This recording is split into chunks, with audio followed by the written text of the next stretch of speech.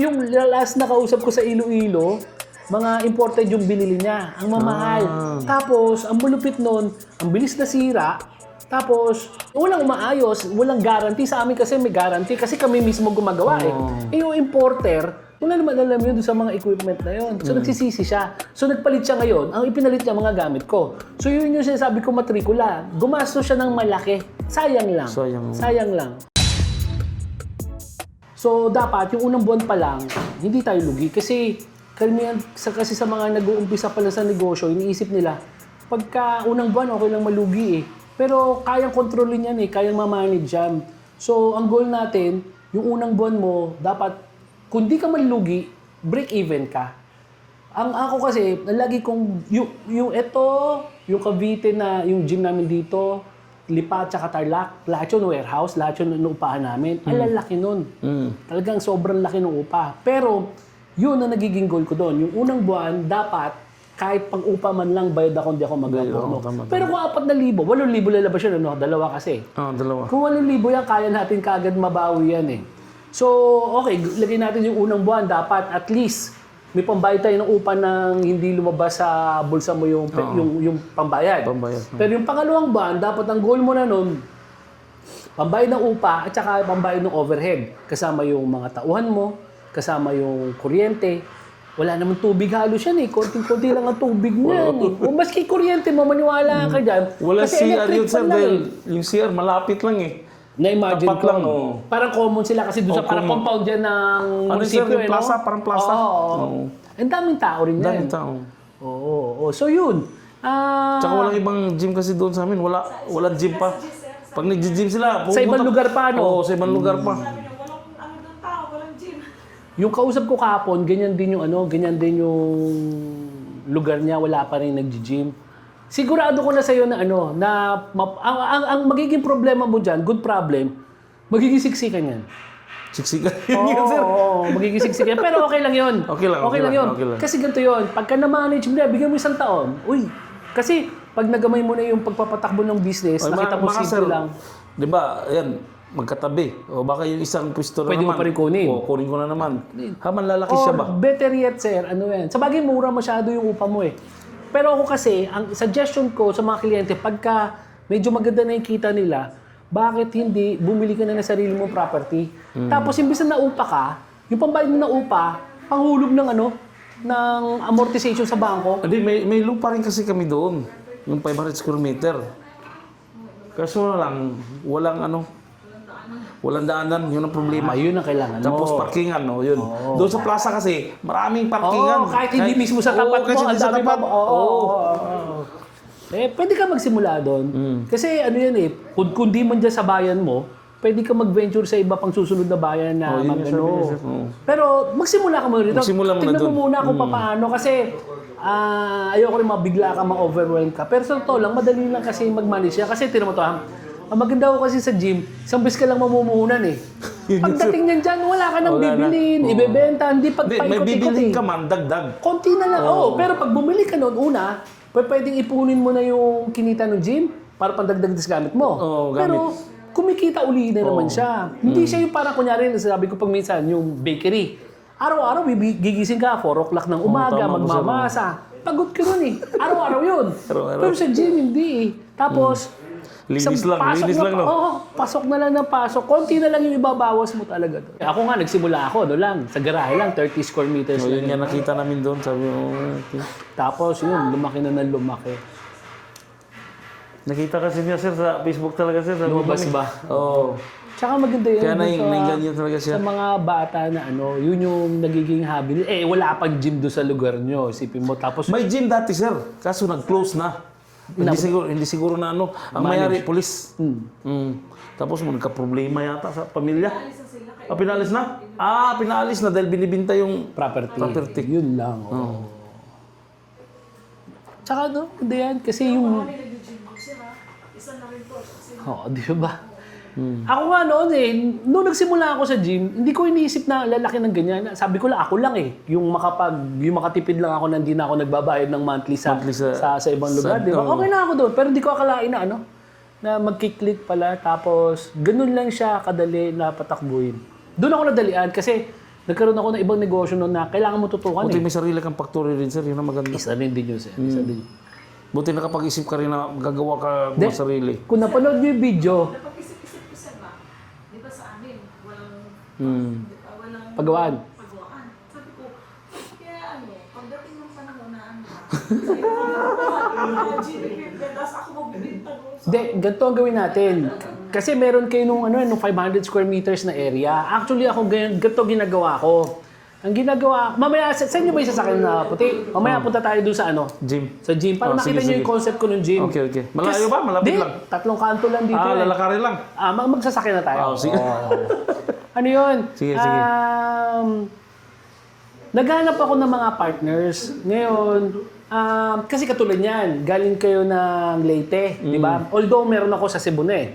Pero, ang gusto ko, bawat probinsya sana, Leyte, tapos Samar, mayroon meron ka. ako isa. Oo, tama. Para yung mga tao, hindi na kailangan pumunta sa amin. Kasi honestly, sa totoo lang, kahit na napapanood nyo ako sa video, pag minsan, may mga, siyempre, nagdududa rin. Meron mga, siyempre, di naman kita nakikita. Baka mamaya scam ka. Pag bayad ko sa'yo, mawala ka. Eh ako naman, ang nire-require lang talaga namin na down payment is 20,000. Regardless yan ha. Kahit umabot pa ng 1 million yung 20,000 para hindi matakot yung Tama, kliyente. sir. Oo. Pero kahit na, siyempre, iba pa rin yung nakita mo na aktual. Di ba? So, doon sa kausap ko kahapon, sa Iloilo sila, malaki rin yung lugar nila kasi kailangan ko ng malaking lugar. Kasi kailangan kompleto yung mga gamit na nandun. Magpapakita ko sa inyo mamaya yung pwesto ko.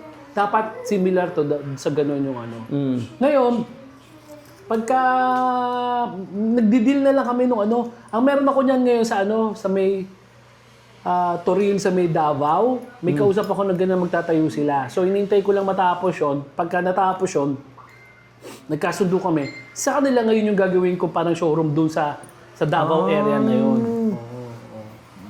So, pwedeng ganun, ma'am, kung just in case na Maganda niyan,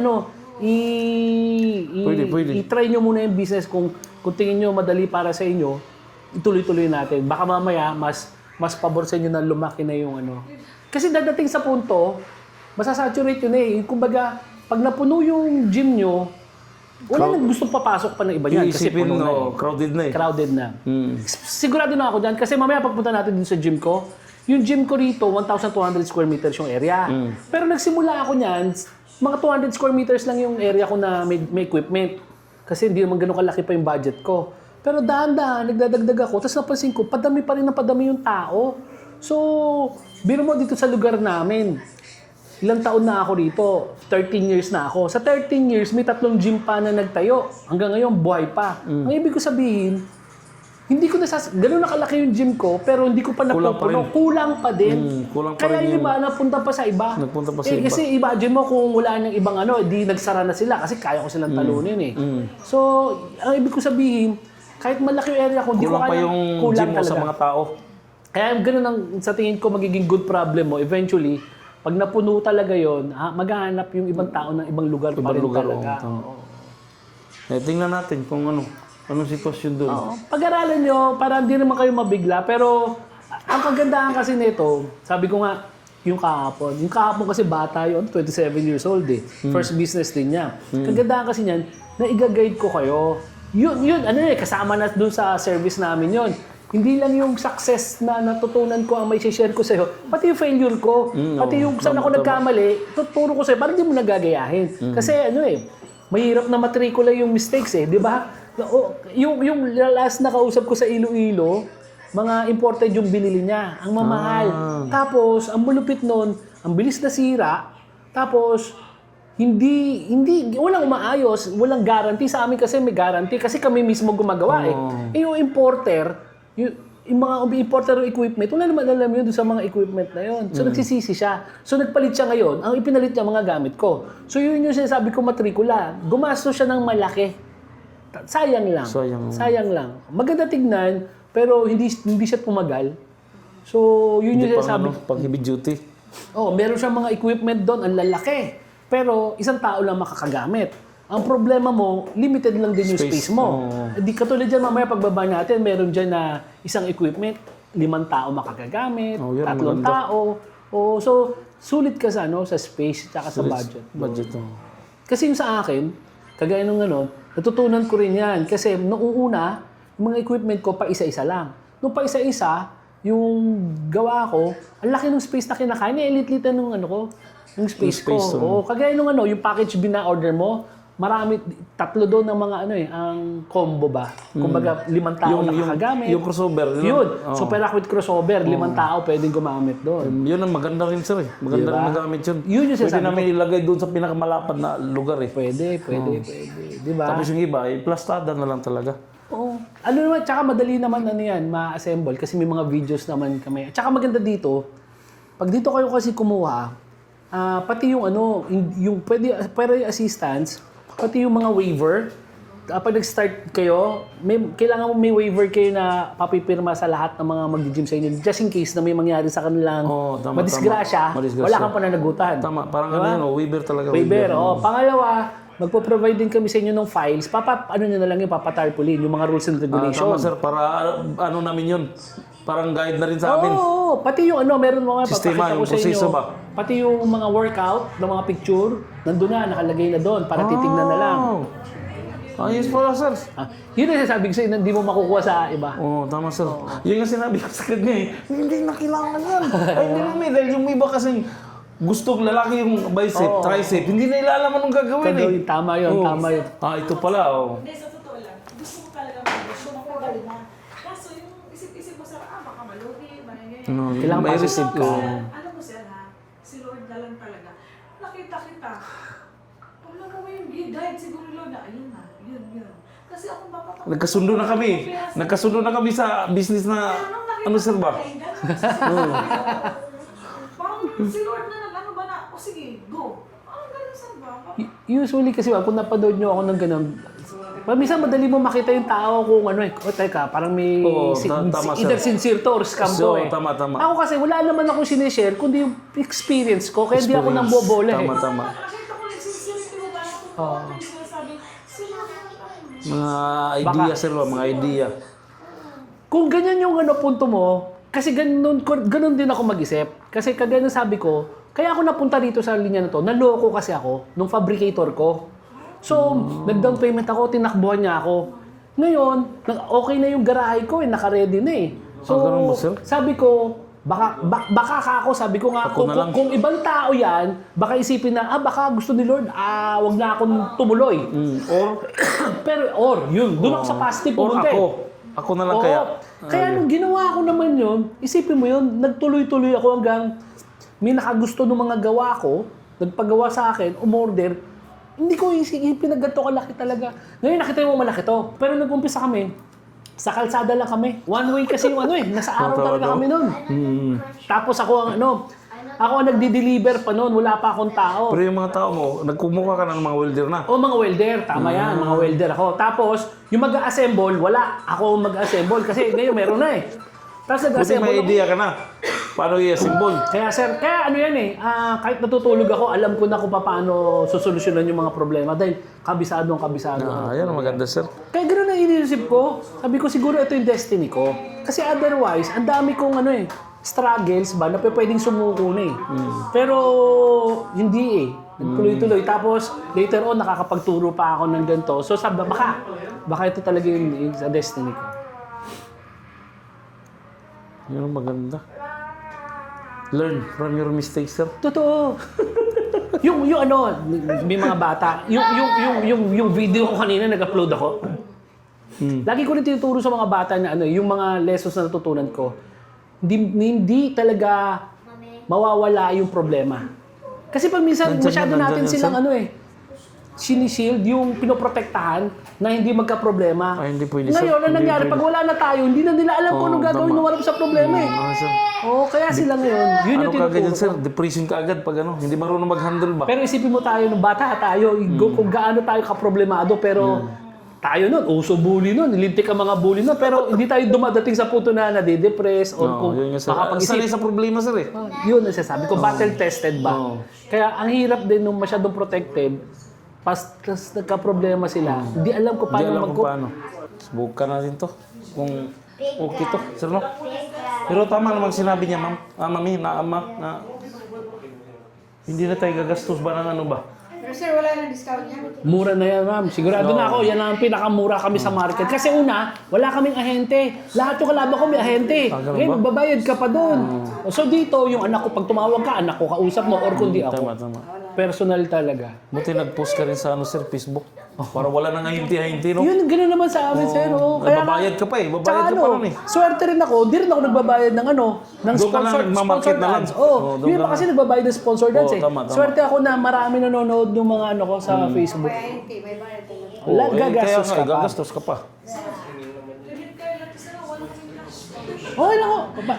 Pwede naman yan na-transfer ko sa kasakali o ano. Okay. Yeah. Sabi ko, sige, puntahan na lang natin. Mas maganda yun. Lalo na kung Molino lang daw ata kayo galing, Mas maganda yun. Kasi mamaya, paglabas natin, pakita ko rin sa inyo yung wala pang kulay. Kasi pag may kulay kasi, hindi mo na makita yung kung paano siya winelding, yung full weld. Kasi pag may kulay na, natatakpan na yung ibang mga ano. ginagawa pa lang nila. Oo. Tim, kita naman ang welding ma. Malinis naman.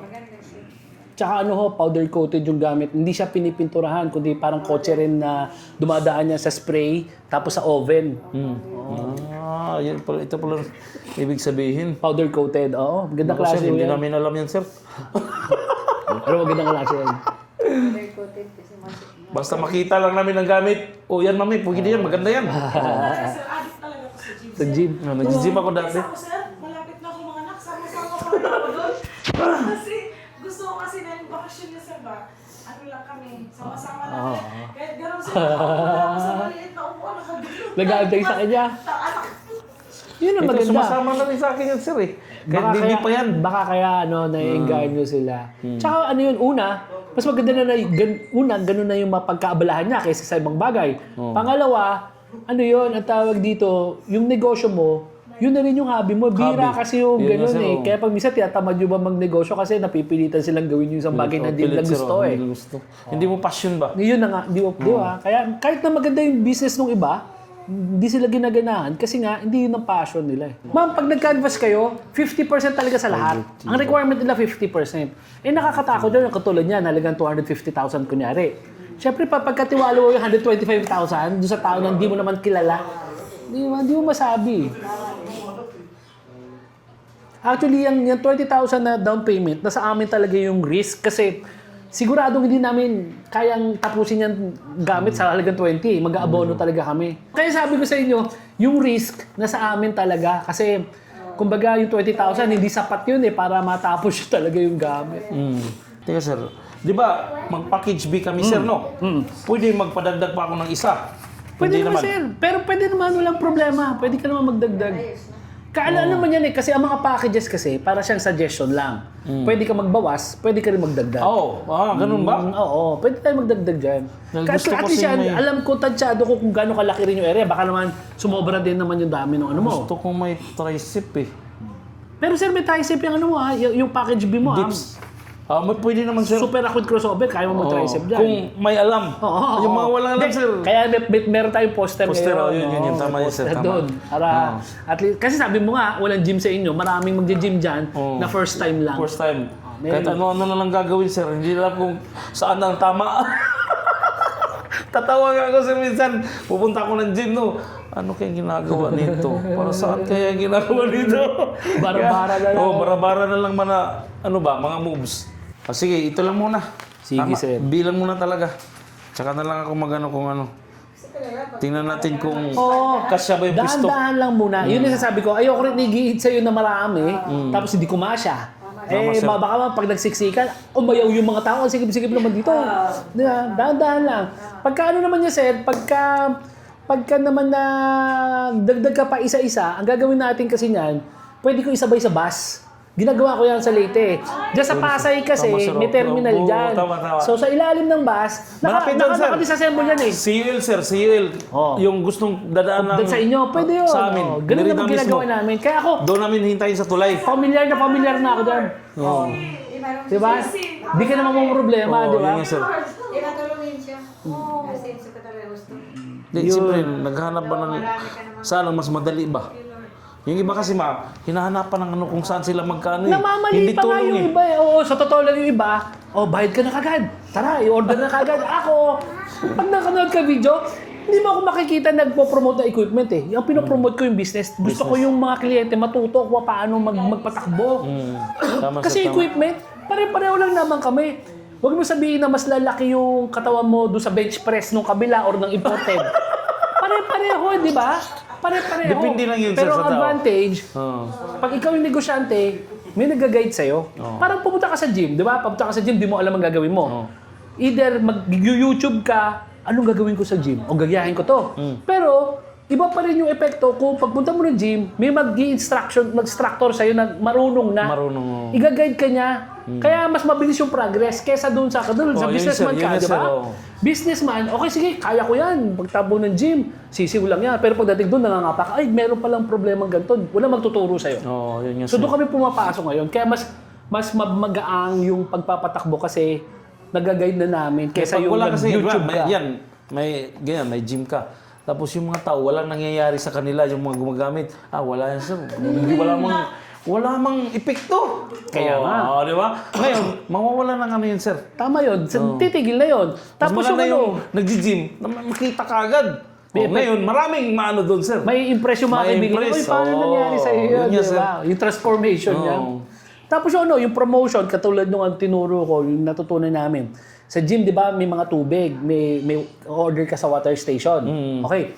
Pwede ka makipag-deal doon sa water station na yon. Pwede ka mabigyan ng discount, tapos kunyari yung mag-asawa doon sa may-ari ng water station, libre mo yon. Hanggang okay yung promo nyo. Yung gagawin mo naman sa kanya, doon sa bote niya, yung water dispenser niya, maglalagay ka sticker nung gym mo. Ngayon pwede siya magbigay ng libreng gym. Okay? Para sa mga beginner lang yon. Ito, maraming order to ng water. So, pwede kang maglibre ng 3 sessions. Pero isang beses lang yon. So, ngayon, maganda, pagpunta naman nung kliyente nila, pwede mong turuan, tapos pwede mo na rin ibentahan nung membership doon sa gym. Ngayon, ang maganda kasi doon, yung nagde-deliver kasi sa'yo ng water, doon na sa area na yon talaga nag-iikot. Hindi naman lalayo yun para sa ibang bayan di ba? So, alam mo na yung market niya, pareho kayo ng market. Plus, sinisigurado ko na rin sa inyo, doon sa lugar nyo, meron dyan mga community pages. Anong bayan, sir, sa inyo? Anong bayan? Merida. Merida. Okay. Pusa tayo dyan sa Merida, meron niyang sa Facebook na Merida Online Public Market, Merida Bentahan. Doon ka magpo-post. Kasi yung iba, doon na nagpo-post sa page nila, ang kumisan nakakapanood, taga-ibang lugar pa. Samantalang doon sa Merida na community page, puro taga-Merida lang yung makakapanood nun. Kaya mas mabilis kumalat. So yun yung sinasabi ko sa inyo na hindi maituturo sa inyo ng ibang mga fabricator. Di ba? Yung gym, pwede ko po Para mabilis kagad kumalat yung information kasi ito yung dyan. Kahit anong ganda ng produkto mo, ng negosyo mo, pag hindi alam ng mga tao na nandiyan ka, hindi ka pupunta. Tama, sir, tama. Yan ang marketing ba? Oo, yun ang sasabi ko, yung marketing. Marketing yung tinuturo ko sa inyo. Tapos ang ituturo ko susunod, yung sales. Kasi ganito yung sabi ko. Yung sales naman, di ba, nalilibre tayo. Pwede nga ng opening mo, libre isang session. Pero isang tao lang yun, hindi na siya pwede makaulit. Pero maganda doon, yung magbabantay sa'yo, kung sino man yun, hindi lang siya bantay. Dapat siya ahente. Okay? Pagpasok nung tao doon, libre ka. Sige sir, kunin ko pangalan mo, telephone number mo, gym ka na. Pagtapos, sir, kamusta yung workout mo? Baka gusto mo ituloy-tuloy mo na yung Meron kaming promo ngayon eh. Gagawin natin promo, ganito. Kunyari lang na 800 yung monthly sa inyo. 800 kunyari. Monthly. Pero ilalagay natin sa Pascal, 1,000 pesos. Pero may promo kami ngayon, 800 pesos lang. Ang maganda nito, nag-aagawan yung tao, teka, mag-enroll na tayo kagad habang 800 pa. Oo, tama. Tapos ikaw naman ngayon, kahit umabot ka ng isang taon na 800, okay lang. Pero kung gusto mo ngayon magtaas na, ang gagawin mo, hindi ka magtataas. Tatanggalin mo lang yung promo. Di ba? Wala, tapos na yung promo, tama. 1,000 na uli. Di ba? ganun lang. So yun yung sabi ko, yun yung sales naman na sasabi ko. Tuturuan natin yung magbabantay sa yon kung paano magko-close. Kasi yung ibang mga gym, kunyari, sa pinag-gym mo, magtatanong ka, magkano yung gym? 800. Magkano daily? 100. Tapos na. Sinagot yun, sir. lang niya. Pero dapat yun, hindi mo May palalampasin yun na hindi nag-sign up sa'yo eh. Tapos, kung makawala naman yan, nakuha mo yung details. Para later on, Next week, oh, sir, ma'am, baka gusto nyo bumalik uli. Pwede mo i-text, i-PM, para dire-diretso yung ano, yung marketing at saka sales mo doon. Tama. Sabi ko naman sa yan naman darating yung punto na masasaturate mo na yung capacity mo. So mangyayari dyan, kahit hindi ka na mag-promote, papasok, lalabas na lang yung tao eh. Ganun na mangyayari niyan. Maski dito sa amin, ganun na eh. So kahit hindi kami mag-market, mag-promote, alam na ng tao na nandyan kami.